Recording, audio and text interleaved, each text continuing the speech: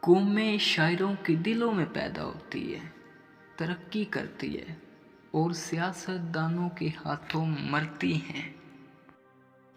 انسان کی یادداشت عام طور پر نازک ہوتی ہے، اسے کم یاد رہتا ہے سوائے ان جذبات کے جن سے اسے اپنوں سے ٹھیس پہنچتی ہے۔ شیطان کو یاد کرو گے تو یقیناً اسے موجود پاؤ گے، یہ خدا کے لیے بھی یکساں سچائی ہے۔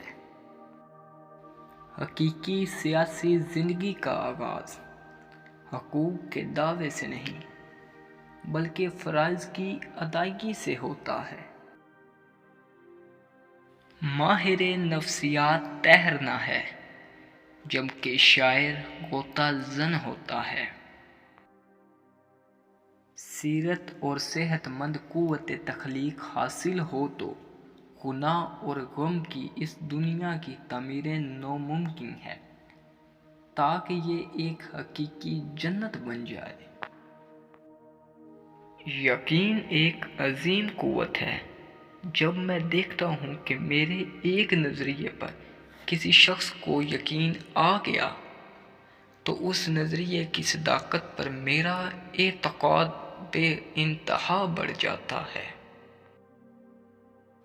اپنی حدوں کو پہچانو، اپنی صلاحیتوں کا اندازہ لگاؤ اور پھر زندگی میں آپ کی جیت یقینی ہے۔